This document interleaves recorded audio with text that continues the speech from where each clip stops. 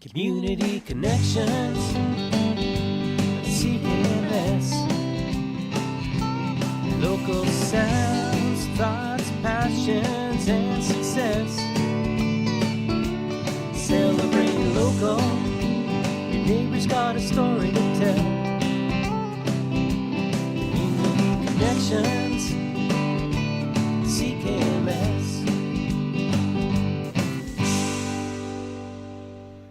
Happy Monday, Waterloo Region. It is the 23rd of September, 2024. My name is Bob Jonkman. You're listening to CKMS Community Connections. In the studio with me are the members of The Once. They're going to be talking to us about their upcoming concert at Emmanuel Church. Right now, we're going to be listening to their new song called South Side from their new album, Out Here.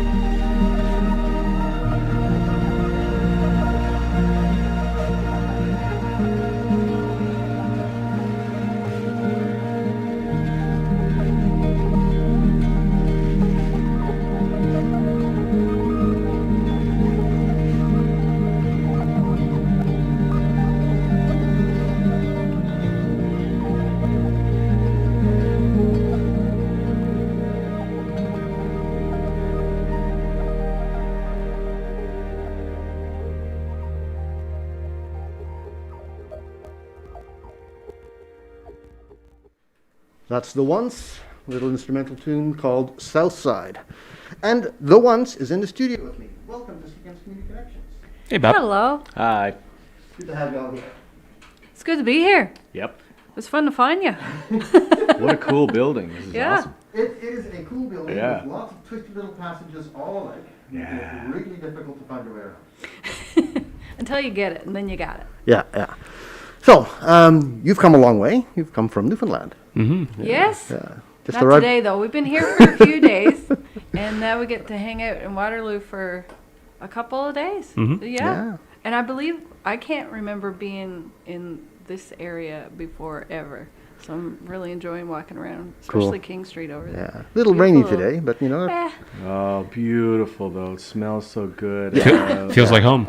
Yeah. yeah. And when you've spent most of your life as a ginger, as you can see by my beard, it's Uh-huh. dwindling now. but Yeah, I assure you I was. I have the, I have full on respect for the sun and what it does. It's great. I'm a big fan of vitamin D, but it's I'm a warm, muggy, rainy day is definitely more my jam. prefer that. Does that reflect in your music?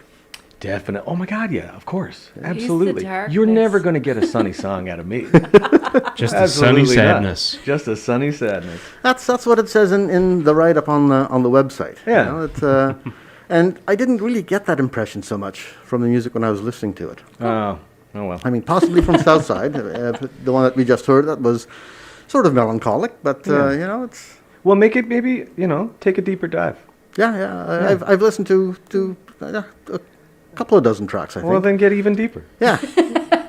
I think we have them all in our library. Yeah. Nice. Yeah, including your newest album, which is out there, Yeah. Yeah. Out here. out here. But it is out there. It's out there in the world. Tell me about that. How did that come about? It's been a while since you've released an album. It's 5 years since the previous one. 6. We built a studio in 2019, and then pandemic happened, and then we had all this beautiful space, and we created a world that we can just totally exist in and play in, and we had our producer Dan Level pop over. We had the best time making a record of any time because there was no stress of time. We didn't worry about much. We just had wonderful meals, played when we want to. went out and had exercise in the winter months. Just we existed properly and created something where all decisions were just easy and they felt right to everyone.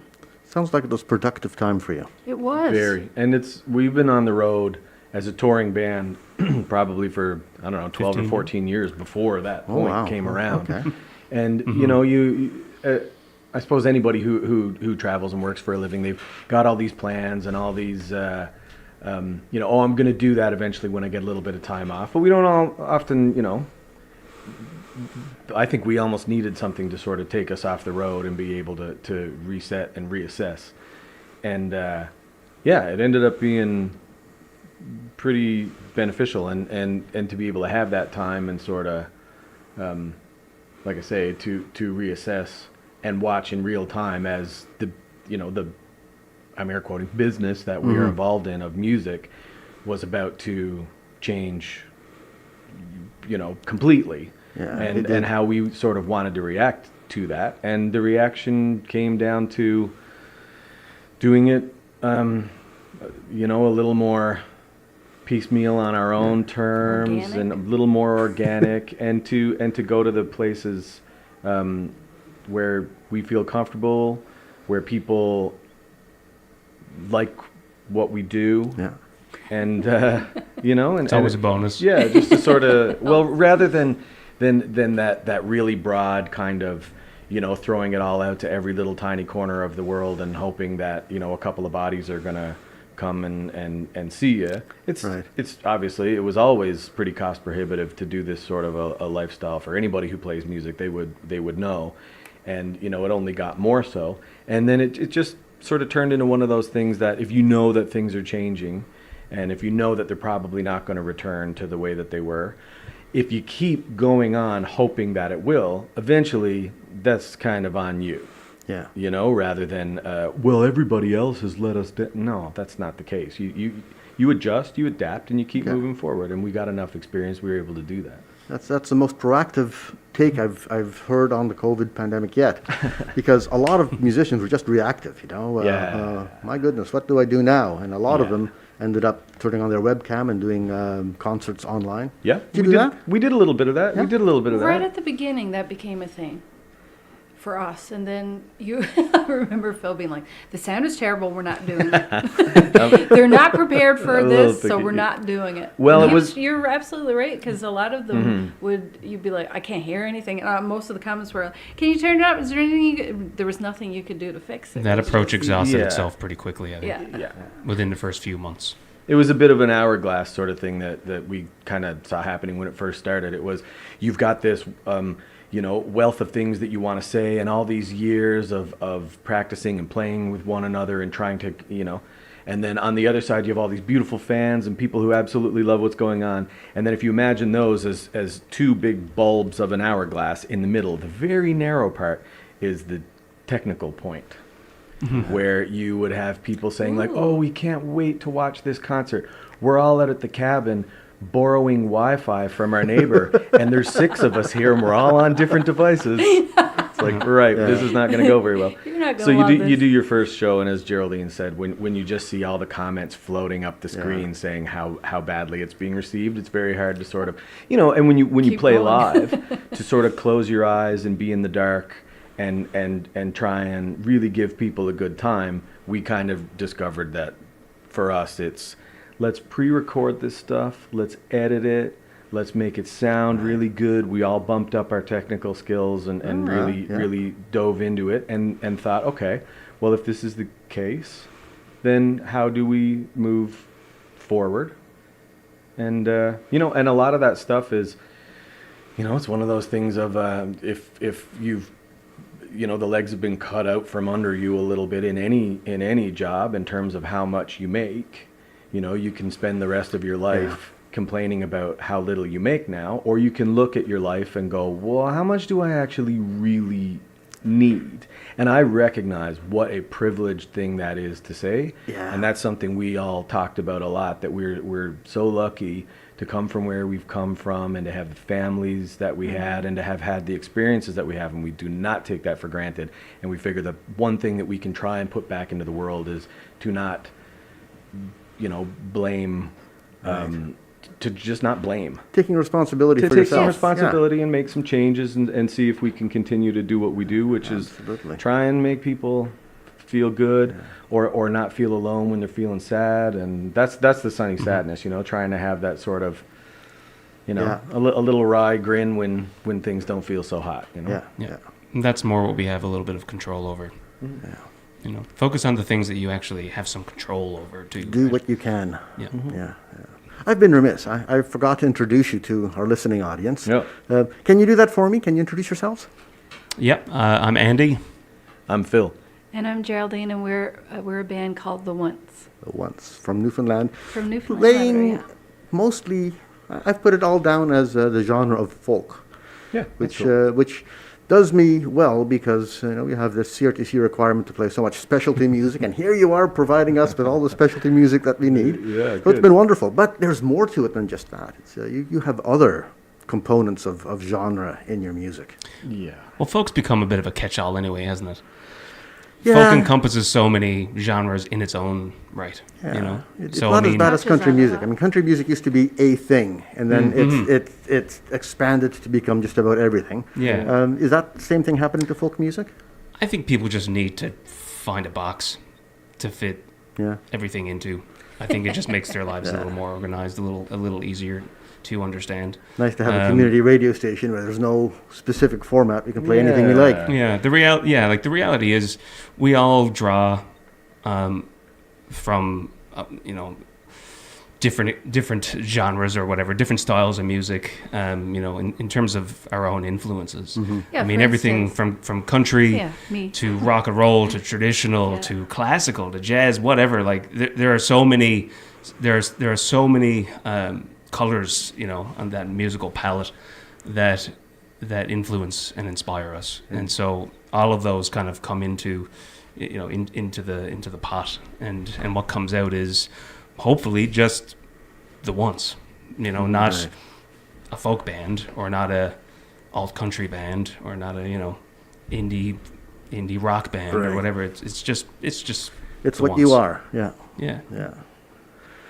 Is there something that illustrates what you are? A song that I could stick on the airwaves? To let That's the people- beauty of it. No, They're all. there isn't one that does it, because there's even on the latest album, there's a beautiful range, I think, of influences and styles. So it's kind of, I would hope that anyone wanting to get to know us or our music would do more than one song. Well, where's your head at this morning, Andy? I would like you to pick something that you feel reflects who you are today. Today of all days, the day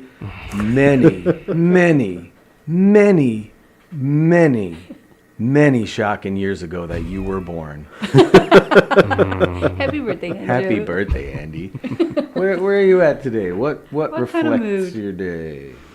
If you had a song that you need from The Once today, what would it be? Well, the first thing that you played, that instrumental, so that's very, we are people who, over the years, we've sort of panicked and reacted, it's like, oh, nobody listens to albums anymore. Oh, okay, we need to make singles. And then you sort of calm down and relax and you look at your audience and you go, wait a second, everybody in this room listens to albums, and Right. we like albums, and there's still, if the penny farthing bicycle was able to come back and make a resurgence and curly mustaches and all of these things, like, it's okay to make a record.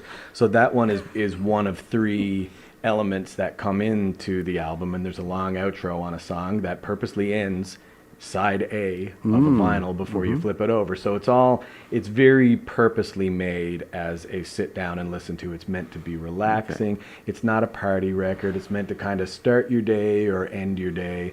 Peaceful place on your own. So just to give a little bit of a context to why those instrumentals are on there. And that's something that started with our first record.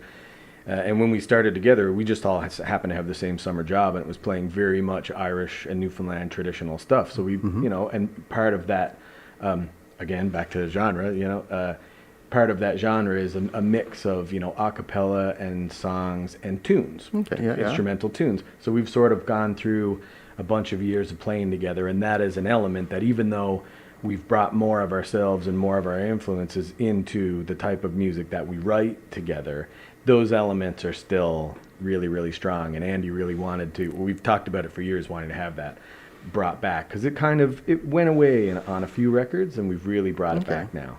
So Andy, go. Well, then maybe we can go with a track that sort of touches on a few of those elements that Phil was just referring to. There's a song called "Lost Our Found."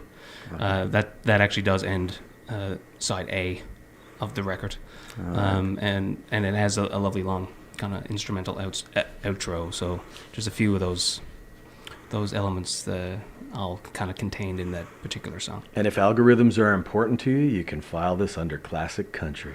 With a shout out to Willie Nelson, my guru. Willie Nelson.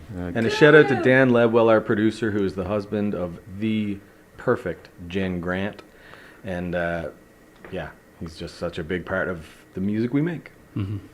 Lost or Found, the tail track on the A side of Out Here.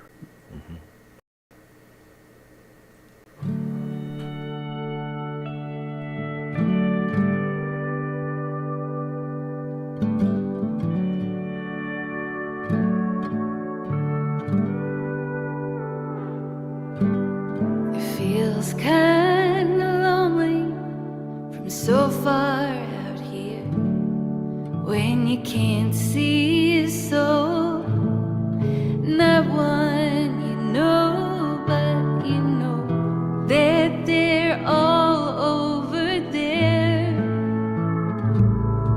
Job to say where we're going or when we'll all get there. Are we running or running aground? But we'll find our way home, whatever wind's blowing, where the lost are found. We can sit back, watch the world turn and think back on lessons we've learned while we try to keep an eye on the horizon line.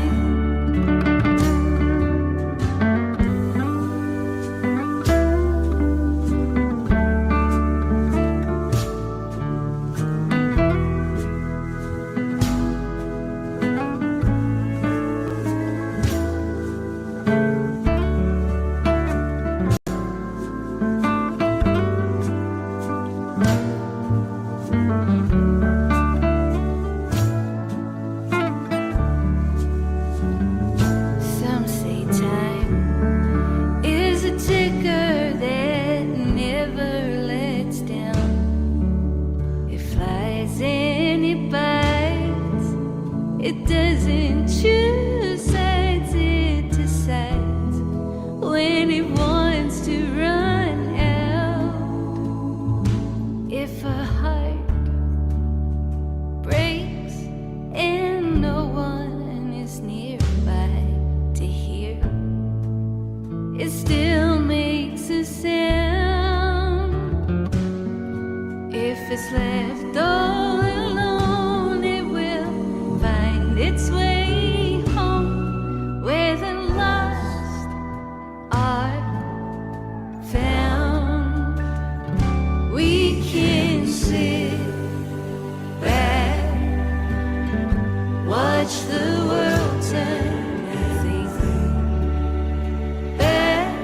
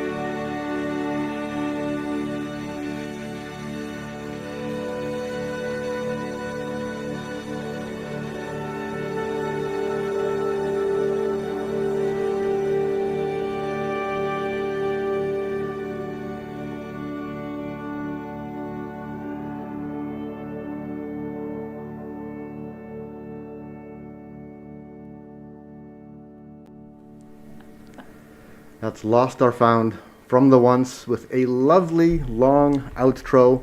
Wonderful instrumentation on that, and you had some comments on the instrumentation at the start of the song. Yeah, there's a few interesting folks on there. For your pedal steel, you've got Dan Labwell, who is the producer of the record. A little bit of lap steel from Dan, yeah. Lap from Dan. There is some pedal steel from Bob Egan of Blue Rodeo fame. Legend.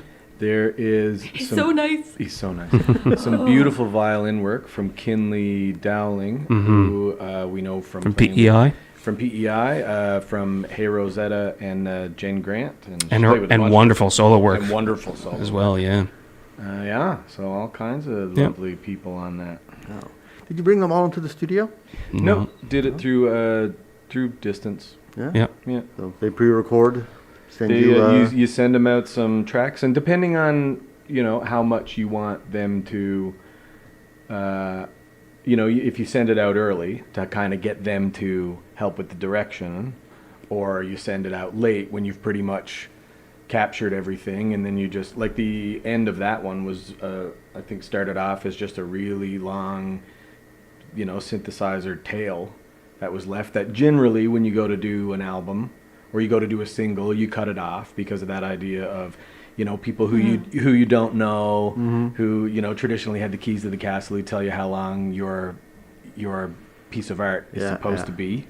And when you get to make a record, that's a beautiful thing that you get to skirt if you're looking at making an album. So we left this super long tail, and Kinley just kept playing over it, just kept putting stuff on, and once you hear it, you go, fantastic, that remains, and then that makes us go, okay, well, that's going to work out really perfectly with the other instrumental things, and then you keep piecing stuff together and changing the order of things until you have an album that tells a story and hopefully gives somebody, for the next sort of 30 to 40 minutes, a place to just sort of sit and be and relax. Yeah.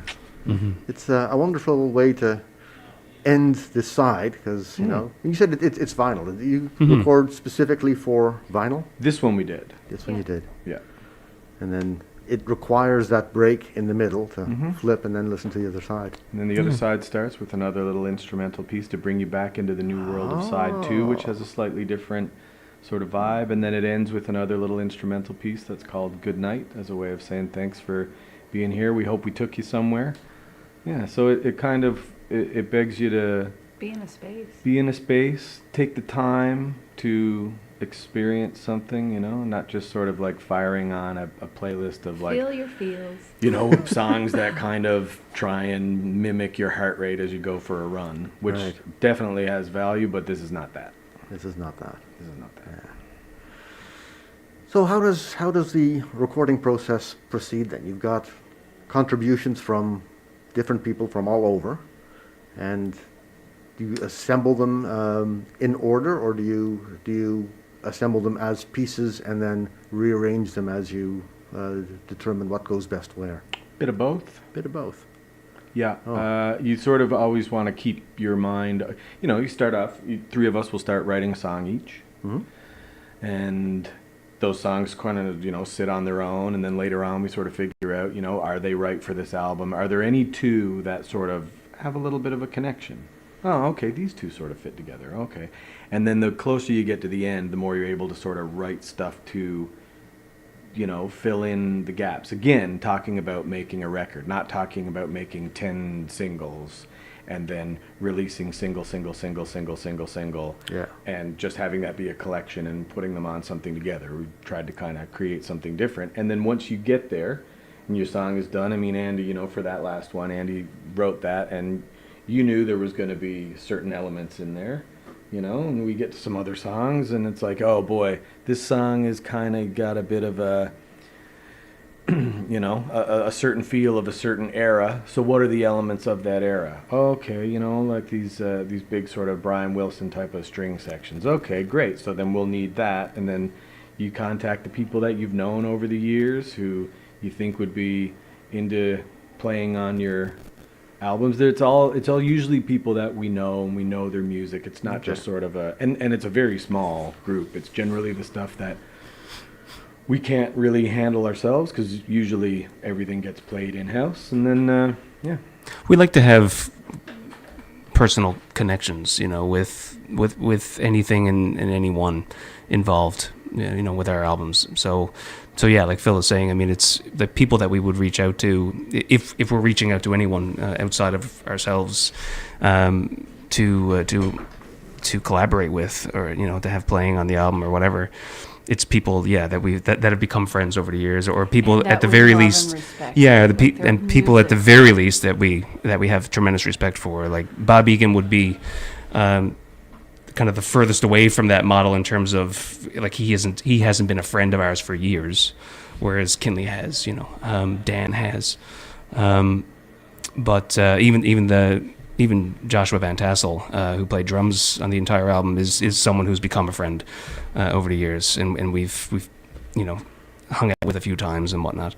Bob is very much in the just legend that we've always kind of thought, like, man, what a treat it would be to get him to play on something someday, and thankfully he was up for it and it worked out. And how fun to be able to just ask somebody, and they say yes. Yeah. I was like, oh. And he didn't know who the band was. And I remember his comment after. He was like, thanks for the music that I can swim in. And I was just like, you're welcome anytime. Thanks for doing it. Like, it was just so cool. And it makes you feel like you're moving in the right direction somehow. I don't know. It's nice. When you've got people contributing substantial amounts like that, does it change your idea of what the album was? Or what the album should be? Not really. What it ends up doing is just the stuff that you hear in your head, you're able to have that be part of it. Like sometimes, we give pretty broad sort of play what you want, and other times, we give specific edges, which generally, in our experience anyway, and ourselves included, you kind of want that. You want a little bit of an edge. It's that thing of maybe a lot of people, will understand the feeling of getting handed a guitar at a campfire party, and immediately every song you've ever learned or written is gone completely out of your head. But if somebody handed it to you and said, like, play me a lullaby, you'd be like, oh, okay. At least sort of the edges of where you're going. So we try and kind of, we try and give that. So it's not free reign for anybody that you're bringing in? It depends. Again, all of this stuff is really fluid and a really sliding scale, because we've as an independent band, we try and keep ourselves outside enough to be able to do the stuff that we want to do. And you usually pick someone that has a similar vibe, and their music, and they're going to fit, if that makes sense. So they're not going to stray too far away from what you know them to do, which is what you need them to do. Which again is where that sort of somewhat more personal connection is so valuable, as opposed to just looking up like the Nashville Rolodex or something. Yeah. And just getting some some hotshot session players or whatever that you have never met. They've never met you. They do not know your music from from anything else. So at least like working with people who there's a base layer of understanding, hopefully already, right? Yeah, that's why you end up with an album full of songs with one producer rather than one song with 9 producers. Mm-hmm. Okay. When you're just sort of firing things around. Well, we need the best second verse guy in the industry. It's like, well, I don't know what that means. Yeah. I mean, I know what it means, but it's just not something that, not something that you want to do. Well, I mean, it's like... It means 50% is gone. That's what that means. Yeah, if you're going to build a house and you want sort of a mid-century vibe, you don't just kind of fire it out to contractors all over the place and not have any of them communicate with one another. Right. Just come in and start building, and hopefully it ends up as a mid-century, rancher, right? It's like, that's probably not going to happen. So what you're going to do is you're going to, work with a designer who gets you, who knows your lifestyle, or a contractor who maybe is in the neighborhood and came out to the cabin a couple times, and you've chatted and you get each other. That's when you make that choice to work with those individuals. So ultimately, whatever they choose to do is probably going to be pretty close to your vibe. Yeah. Is there another good collaborative song on the album? They're all good collaborative songs. Well, I will say that the one out here, what is it called? Open Road. Open Road. But I knew immediately what you were talking about because you call it that every time. All the time.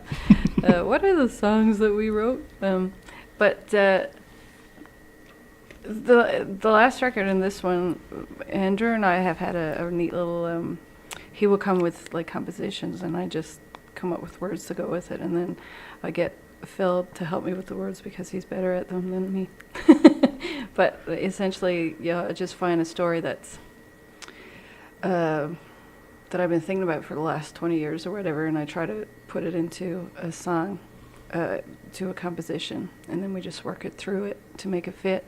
And that's what Open Road ended up being. It's like thinking about a breakup of mine when I was 16 or 17 years old and going, I still feel these thoughts, and what you just wrote hauled this out of me, and now this song exists because of it, and now I can let that go. That kind of stuff. And very much a studio composition too. This is from sort of two pieces that That's Jerry true. had started and kind of happened in the room. To me, this one is a really nice one because it's the gear that we were collecting over the years, and we didn't really have a space to put it all and didn't really know how to use it, and then over the pandemic really took the time to understand that thing. And it was the first moment I remember sitting there in our own space and our producer in the room, and we're all just kind of, working trying to put these things together, doing it on the spot, coming up with all the parts, working lyrics right there in the room, and not having a meter running, because that's generally what ended up happening in the past. So if we were in a nice. studio in Germany, I mean, or anywhere else, you're just, all you can think of is how fast that meter is running.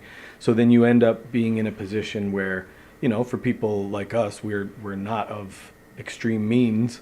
So the idea of most things that end up on a record end up being your first idea, executed as good as you can, with the kind of money that you have to be able to spend on it, which I think is one of the beautiful big equalizers of, as Of the home studio. Yeah, I mean, for all the negatives of, what happens to artists' abilities to sustain themselves. Because, let's make no bones about it. Many, many, many musicians absolutely 100% stopped doing this for a living over the last few years. Yeah. Just because they can't, It's impossible. Yeah. But this was one of those things of, it is that great equalizer of, if you've got a laptop that can run itself and you got a simple microphone, even the mic that's in it, you can do this. Yeah. So it was the first time that we never saw the meter running, and we were able to, as Jerry was saying in the beginning, we were able to sort of like settle into the couch and create something without that Fear or stress. the fear or stress that comes from money, unfortunately. That's really encouraging to new musicians. Yeah. Yeah, it's good to hear. So Open Road is the culmination of all that learning that you did. Yeah. Okay, let's have a listen.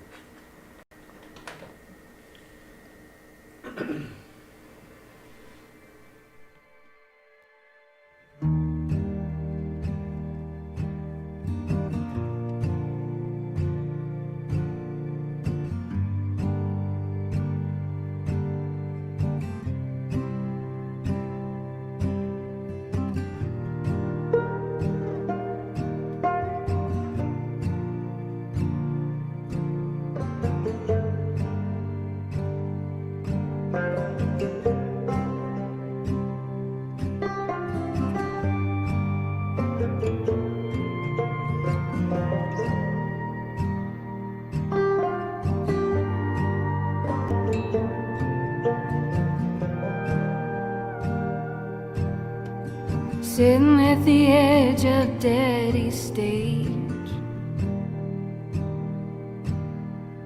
feel I finally know why no one stays. Every tank empty, broken lights on, everything worth having already gone. Held your heart tight by the fish plant sign. You told me every secret, wouldn't tell you mine. busted through the screen of the old back door. It hurts me now that it hurt you more. I'll make it up as I go. Give me an open road. No one said it should be easy letting go. It's hard to take it all in stride when you know someday you'll die here, lost between the sea and sky, wondering where the story goes. Nobody knows, nobody knows.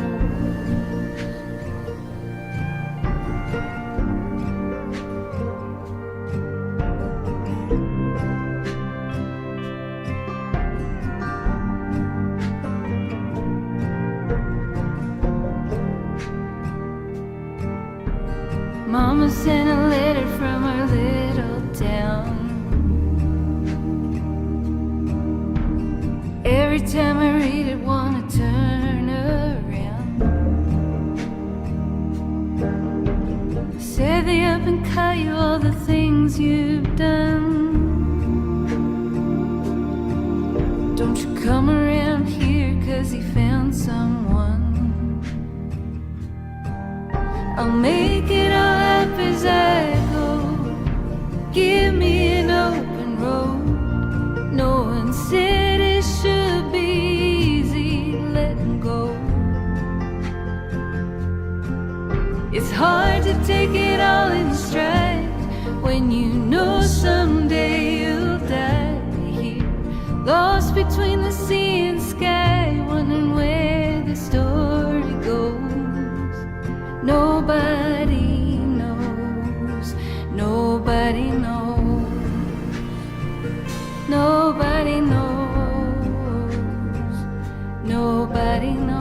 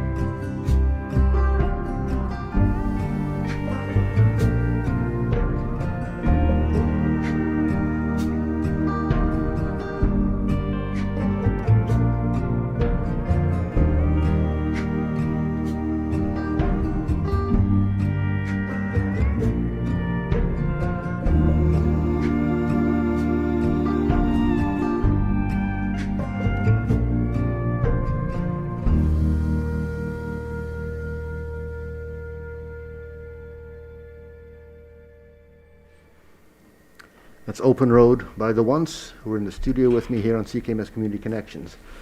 Sounds like a wonderfully relaxing, pleasant song, unless you're really paying attention, and then not so much. No, it's about your first true love and heartbreak.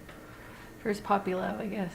Just knowing that you have to follow your dreams, follow your heart, knowing that they have different plans. They want to marry you. They want to be with you for life. And when they tell you that, you know, knowing in your heart is like, oh my God, I have to do something different than this. And no matter how wonderful you are, just I have to go. And having the courage to pursue a different path. And having the courage, and almost going back, and then being told, don't you dare. Yeah. Just because when you start, you get, you're so afraid. I remember when I first went away to university, I think I cried for, I'd say the first week. It was what am I doing, what am I doing, what am I, because I had a very comfortable, wonderful life and family. And I knew I wanted to leave. I knew I wanted to leave since I was like, as early as I could think about it. But the reality of it was so hard. And I felt like all hugs had left the solar system when I left. It was hard. But I did it. I found you guys. Life's good, boys. I always love when you sing that one too, and because my mind always drifts to that point of whenever something ends, we, as people, and I think this is just what we are, our natural inclination is to figure out whose fault it is and who do we blame and who do we side with, what team are we on, Oh, there's no. rather than you can both be wonderful people, wonderful entities, fill in the blank, wonderful whatever, and just not right for one another. It doesn't mean because two people are not right for one another or two factions aren't right for one another, doesn't mean that one of them is wrong. It just means they're not right for one another. It's different. But we jump so quickly to, you know, that tribal sort of thing. Well, whose team am I on? You know, who can I put my bile towards? Who can I blame? And instead of, I mean, we've been in, whether it's been with management or partners or friends or everything, all kinds of situations where, you know, the benefit of hindsight, looking back and going, oh, there's nothing wrong with that person in this situation. And I don't think there was anything wrong with us in this situation. It wasn't a good fit, and that's okay. That doesn't make anyone, either one of us, sort of evil or, you know, which I think is, I mean, you can throw that down politically or anything where it's like, hey, I'm not looking at the people, I'm looking at policies, and you can put that over anything. It doesn't necessarily have to be political. It's like, what's the motivation here? It's like, well, I wanted everyone to be happy. Well, so did I. Okay, so you both got really good motivators. Well, I did it for love. Well, I did it for love too. Okay, well then how can, you know, the idea of deciding that one person did it through hate? It's like, no. If that wasn't the case, then it's sort of pointless to blame. And that song always really puts my head there. I feel a little bit reset after Jerry sings it, or, you know, it's like, oh yeah, wait a second, you know, stuff that's been floundering around in my mind with a little bit of bile attached to it. I generally go like, wait a second, I don't think that's true. I think maybe I need to reframe how I'm looking at that, you know. When you get around to that point of reframing it, is it too late? Have you burnt those bridges already? No. Now, if you pick good people. In the younger days, certainly, but I think that idea of, you know, I mean, if you burn a bridge, is anybody on this planet aware of a bridge that fell down, was burnt down or anything, and then at some point in the future there was a new bridge in its place? Yes. I bet you, yeah. Because generally, if a bridge burns down, we don't just go, well, I guess we will never cross that river again. You know, and that the thing that you have, and hopefully you get this sort of thing much earlier in life, it's like bridges are going to get burnt. This is going to happen. Now, do your best not to, but the sign of strength is to come forward, shed the ego as much as you can, and offer a chance to rebuild it. And if you don't do that, that's the unfortunate part. That's the sign of weakness, to go, I'm done with that person. That unfortunately looks and presents so often as a point of strength, like I'm sticking to my guns and I am, you know, and it's like it really isn't. And I think that's something that hopefully we will change as people, but that's not strength. Strength is to come forward and to go, you know, right? Not to look at, as Jerry, you know, in her story, right? Not to look at an ex and blame, you know, to be able to look at oneself and go, oh, we just wanted different things. Like that to me is a much nicer way to open the door and start the next day, you know? Good philosophy. I like that. It's all her, man. Nicely She's done. taught me well. Oh, babe. Aw, babe. You're on tour. You're on tour from Newfoundland. How long is your tour? Where's your tour go to? Oh, geez, not long. We go home again on the 30th. We're just here in Ontario. Do you know how many places there are in Ontario? A lot. We've been here 3 times since March. March, May, and now. So you're not and making... we haven't gone back to any places new. Like, these are all new places. You're not making a grand tour, you know, making... We don't do that anymore, No? really. We did that back in maybe This about is 10 grand. years ago. It's not good for a healthy home life. No, we did maybe 2015. We probably, I think it was out of 12 2015, months. 16, 17, that's when we did a lot of that kind of There was a stuff. stint there, 12 months, we were gone for 9. Yeah. And that's just not a great way to do stuff. The world isn't really sort of set that way anymore, so that's part of the adjustment of a grand tour, you know, to what end, right? to be Well. out on the road and away from home life and family, and because when we're on For the road, appearances? there's just three of Right? so we don't really see what that We have sort of wonderful benefit fans. is. It works really good if you are at a level where you bring all your family, friends, pets, and everyone with you On the tour on bus. the tour bus or on the private jet. Sure, they'd or, all you And, know, wanna like go. all and the that. driving and the setting up of Yeah. the stage and the equipment and everything is done by a really great group of people who work for you. Yeah. But The fact of the matter is, to fly somewhere, to fly from Newfoundland to Ontario and then to land. I mean, we looked at it over the summer. I saw at one point there was people coming the other way to do that from Newfoundland, and a Dodge Caravan rental for 1 week was coming up for availability, very slim, and the one that was available was $4,200 for 1 week. So a grand tour. And again, this is just to say that this is the way the world has gone, for the sort of low earner, which most people I think as musicians are, that's gone now. So the idea of a grand tour only happens, I think, if you are, if you've decided on van life, which is lovely, and you just kind of like live and travel that way.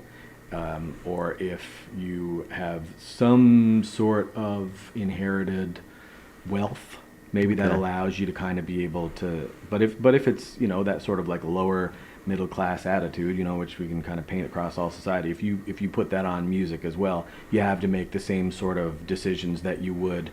Well, why are you only taking 2 weeks off a year for vacation? Why don't you take 9 weeks off? And why don't you go to Bali instead of just going to Prince Edward Island? Why don't you? It's like, well, because I mean, there's so many factors. So the adjustment then is to be able to go out, have a lovely couple of weeks together, head home, have lovely time with our pets and our family and our friends and our towns that we really love.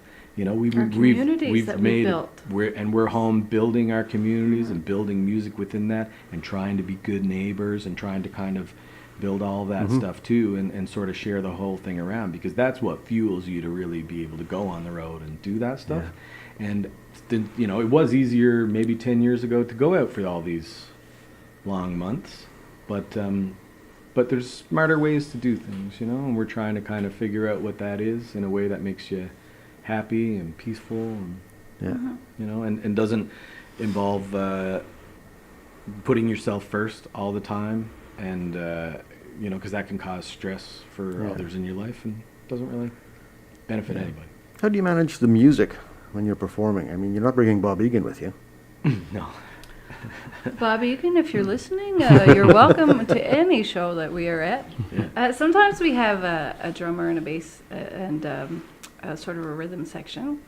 John Hines and Peter Van Alden. I was thinking Tassel that time for a sec. We'll have them in Ontario, just pop out for certain shows. But for the most part, We've always been a trio. we've always been a trio. Yeah, and it works. Yeah. And people have always come to see the trio, recognizing the album is different, and we take some liberties. But I don't know. I feel like when I think about life and in general the way we are these days, I feel like we've finally come to a really wonderful place, and all the constructs that are in the world, I'm going back, were never really for us, and we always ventured to get away from them. Yeah. And we went to Australia in 2019, and we did all kinds of like small little venues, and we went all through Australia, for east, 7 west, weeks. north, south, and the people that you meet and the life that you lead and the memories that you have are far superior to being on a bus, which is cool. But to just be in a community is powerful stuff, and it makes you feel like that's the kind, well, for me personally, that's the kind of life that you want to lead when you feel connected to it. Yeah. So I just went back to that because I couldn't let it go. Yeah. No, it's true though. I mean, we've played some pretty big rooms, and we've been on record labels, and we've done a lot of that sort of stuff. But I think and anybody with any sort of job, I think would probably understand this. if your thought is constantly, how much is this costing money and stress, then it doesn't matter what it is you're doing. You're not enjoying it. You're not It's not enjoying a good it. existence, man. We And- only get to be here a little bit. Yeah. So a lot of things, now again, recognizing our privilege, but a lot of it is that choice to sort of, what do we actually need? What do we actually need? Not what does someone next to us have, Yeah. but what do we actually need? And I think that's it's a tough thing, especially in your quiet moments alone, when you sort of see, and I think this is where in music, your algorithms and social medias and stuff like that, I think can be really damaging to an artist, because your art tends to, the way that it's sort of structured now, your art and skill is algorithm manipulation. And to me, That's art and soccer. skill for me is poetry and Okay. and musicianship and melody. It sounds like you've thought about it and have achieved that. Yeah, thought about it a lot. And the three of us feel the same. How magic is that? Right? We've come to a place together where And we whoever feel doesn't feel the stronger same way gets backseat middle until they think about and the it. worst room at the Airbnb until they come around to our way of thinking, and then they are allowed to sit in the front. I'm always in the back. No. So tomorrow you've got the concert at Emmanuel Church, Yeah. which I think is a smallish venue. I don't Good. think it's a huge Intimate. hall. Yeah, That's what we like. yeah. Yeah, it's good vibes. Starting at doors open at 7. You're performing at 7:30 or so. What's the lineup like? What are you playing tomorrow? We got a list of songs that we've been playing. Well, we'll play some stuff from the new record, of course, but we'll do some older stuff as well. Stuff that it will definitely have a good feeling vibe. We definitely like all the songs that we'll Yeah. be playing Yeah. tomorrow. Yeah. We talk a bit too. We like to tell stories and give context. Where we're from, that's a big part of Who we are. of music. Like a good friend of ours, Sherman Downey, who's a great East Coast singer-songwriter.